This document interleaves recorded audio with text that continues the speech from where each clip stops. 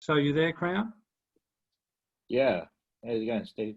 Very well, thank you. Very well. Now, before we start off, Crown, we've got one, and I use the term loosely, person, Madeline, who's got a very appropriate question. And she hasn't been along before, I don't think, so things are new to her. So she's got to, I'll just unmute her. If you can unmute yourself, Madeline, and you can get the ball rolling, as it were. Now, just before you do start, one of the things that we've been discussing lately is having the opportunity for other people to voice their opinion or to ask questions about what Crown is speaking about in relation to us being Crown, whether there's a different viewpoint on things. What we need to be able to do is we need to be able to get as many people together as possible. It's the weight of numbers that we're going to get somewhere with, and if we don't have the numbers, if we keep divided, we're not going to go anywhere. So tonight, we want to, Crown's going to be talking about the birth certificate, but initially, after Madeline's question, what we might do is look for people who have got something to say. But what we're talking about is, this is my solution. This is what I've learned. This is what I've worked out. So we're not looking so much for general philosophies. We're looking for, this is what I put in place, or this is what I believe I would do if I had a particular matter to deal with. What's your solution?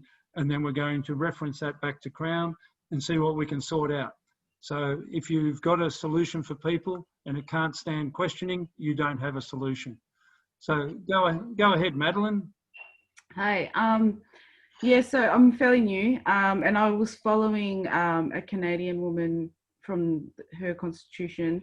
I guess what I'm confused about and what I'm trying to sort out is understanding how to get our name back from the birth certificate and then making the oath to the Baron. Okay, Madeline, let me ask, what is it that you want to achieve? Why would you do any of these things? Why would you do any of it? I mean, I just guess from learning everything over the whole COVID scam and everything that's happened, learning about my rights has been one of my top priorities. I've got a child, and just knowing where to stand if something were to happen. And obviously just, yeah, I mean, I have read a little bit about the Constitution, and now knowing a bit more about common law, and I'm still learning, I obviously just wanted to know how to move forward with this, because I think this is definitely up and coming. Our police are very illegal. So I think this is something I know in my group of friends that is a common conversation. So okay. I think it's something that's up and coming in this new generation we're coming into. So could we say that you've become aware that the legal system has turned you into a fiction? I never liked politics. No, but do you know what I'm talking about when I say that? Does that make sense to you? If I say that in the legal system that you're a fiction? Yeah, because okay, so I understand that the name is a dead entity. And okay. So what you want to do is you want to know how to claim your right to be you and not to be a definition of a law society, shall we say? Yeah. Okay. Crown, can you speak to that? For the newbies, oh, that's a lot of work. Well, just initially, I think Madeline's been looking at some stuff from Canada, and then talking about making an oath to the Lords, and then I think there's something about, was there claiming ownership of your birth certificate, Madeline? Was that one part of it? I have seen some stuff on that, but it confuses me. So, because obviously for them, they talk about Canada, so trying to find something Australia-wide or even Victorian, because we're different from other states as well. Okay, so what we'll do, I think, if we'll focus that question on the birth certificate part, is that? Yep. Okay. Yep. So back over to you, Crown. Okay. Well, just imagine everything that everyone's looking at internationally. You've got to go back to the maximum first in time, best in law, and that's New Zealand. So whatever you're looking at right now is superseded by what's written in New Zealand legislation. Even the New Zealand Constitution supersedes your fellow's Constitution, the Canadian Constitution, and the 1835 Declaration of New Zealand subjugates and supersedes the American Declaration. It's all about time jurisdiction. New Zealand holds the key to everything. Mm-hmm. You cannot action anything unless it's coming through New Zealand and then through how New Zealand joins with Australia and then the rest of those Commonwealth countries, the Five Eyes. Everyone's looking in the wrong direction. Sunday ends and Monday begins in New Zealand.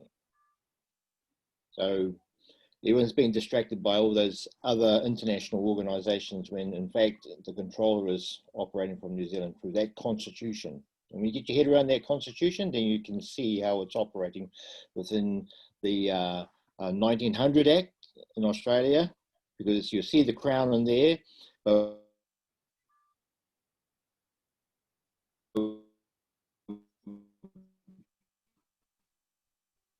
In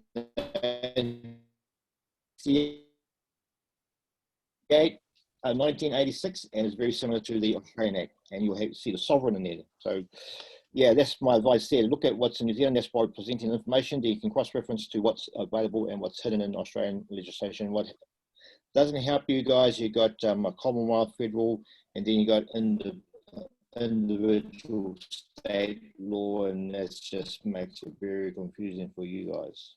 Okay, now, so is there any need to try and claim ownership of your birth certificate? The ownership is about taking control. Well, it's how to take ownership of the name on the birth certificate. See, it's the name. What we've found is the name that is the prison that binds you. Is the name. Now, in the Constitution Act, it says to proclaim your royal styles and titles. It doesn't say proclaim your name. So everyone keeps giving the name, which gives them jurisdiction. Mm-hmm.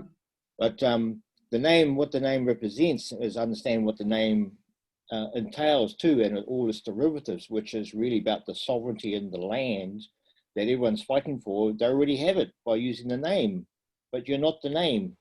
See, that sovereignty in the name and the land can only be exercised by the Crown. Mm-hmm. It's a private public partnership. It's a split title, Crown and Sovereign. The name represents the sovereign, and the sovereignty is only exercisable by the Crown. Okay. So how do we take control of that name? Yeah, process, yeah. We had to go and look at the Crown copyright, because all of this legislation is coming out of the King James Bible, which is under patent for a Crown copyright. So the Crown copyright, you got copyright and you got Crown copyright is the highest claim to anything. Now, what we found is in New Zealand, there's probably about 5 different documents, but the document RG9 that the hospital fills in within the 48 hours that nobody knew about, it has no name on it.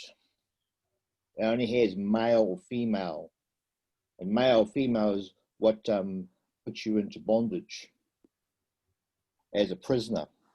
Now, So like a contract document has no name on it. Under Crown copyright, anything with no name on the works, the Crown has the first right of copyright. So it's all about that no name. Copyrighting the no name, only the Crown can copyright it, to take ownership of that instrument. And then the next instrument, that first RG9 is the notification of a birth. The next instrument is the notification of the registration of the birth, where a name is given, and then there's a bond, which is called a printout, which identifies that it's in a state, in a trust, and then the birth certificate, which is a license and a lease. Now, somewhere in their Crown, there's been a death too, hasn't there? Well, the death is everything to do with the name. What they registered was a deceased person, which is represented by the placenta. So had you heard of that before, Madeline? No. Okay. This is all operating off what occurred in the womb. And in the Perpetuities Act under the Inventory Summarii, we are all born in the womb. What happens is, and this is in the Bible too, those will be first shall be last, and those will be last shall be first. And there were two nations at war with each other in the womb. We're talking about the placenta and the fetus. The placenta was the firstborn and joined through the umbilical cord to the fetus. One gave life to the other, so the elder shall look after the younger. And but when we were born in the womb and then we're birthed, then the roles reversed. So if you've ever gone through childbirth, they call it the crown birthing. The whole event is all about the crown appearing. And the doctor proclaims, here comes the crown. But when it comes to the parents filling in the form, they fail to provide the particulars of the multiple birth. Because the placenta was birthed too, still attached. Now that relationship, the medical profession calls the placenta a phantom twin. So there were twins. And this is what create the two titles from, a fee head and a fee tail. The fee tail is an estate in fee simple that's created for a deceased person, which is the name on the birth certificate. So everyone's using the name of a deceased person to identify themselves and not realizing that there's another identity that's on the birth certificate if you do due diligence, that's in legislation if you do some due diligence, but you didn't know that before you got him, had the child. So in a way, like when people think of themselves, like with the name that you turned into a corporation, but that's actually, you were already dead before you were a corporation sort of thing, because you're identified as the dead twin. Well, only if you look at, it says given name, anything given, you've adopted. So you've adopted the identity of a dead thing. Mm-hmm. You're not dead yourself because you are really the crown, and only the crown, the living crown, is the living entity in this relationship. But because the parents failed to do their own due diligence and didn't provide the particulars of both of the multiple birth, we ended up with this omission, creating an error, and we have adopted and used the name of a deceased person, cutting us off from our inheritance, which is the estate created in the name. In the Land Transfer Act, it says the Crown has disclaimed the estate. The Crown has disclaimed the estate because they've used the name of the deceased person. So they've given it up. Given it up. Yeah. So the reverse of that, we have to proclaim it back. Okay. Yeah, that's my... Proclaim it. Proclaim a proclamation of life and Crown copyright. So we've just gone through these procedures ourselves, and we put our information into a Crown Law Office. The Crown Law Office is the administrator of that estate that has been disclaimed by the living, yourself, because you're using that deceased person's name to identify yourself, and being in that role as administrator, trustee, everything in the public office, you're liable for using that name. It's called user pays, it's called user fraud, and in the Bible it's called usury. So that's the problem, that's the issue. We have to proclaim our royal styles and titles to claim that estate in that name. We are not that estate in that name, which we have disclaimed from the registration of the birth.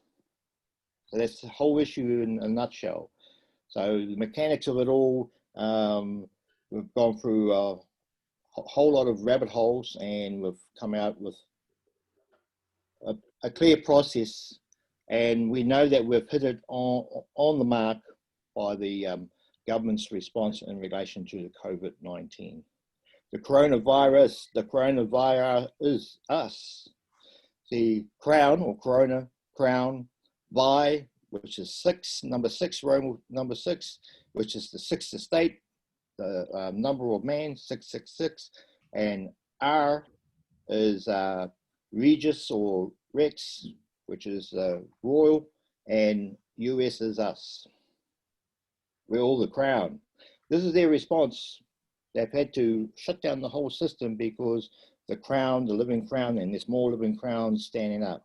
So they have to rethink their whole model because they've been operating this model for thousands of years without people realizing the code. So what you might be realising here, Madeline, is you're not going to find the answer out in 5 minutes. No. It's a larger concept, and it's such a huge fraud. It's a manufactured situation that you're not supposed to ever work out. So we're providing, what we're doing at the moment is providing avenues for people to get up to speed, like from different levels, and we're just working that out as we go and as we get more people on board. So what we say is we probably won't be able to answer your question in its entirety tonight for you to fully comprehend it, but you've probably got a bit of a different focus on it now than what you had initially. Would that be correct? Yeah, definitely. I'm researching more and more because it's just amazing. Okay, now through this tonight, we've got the chat there. You're able to connect with other people and perform learning groups.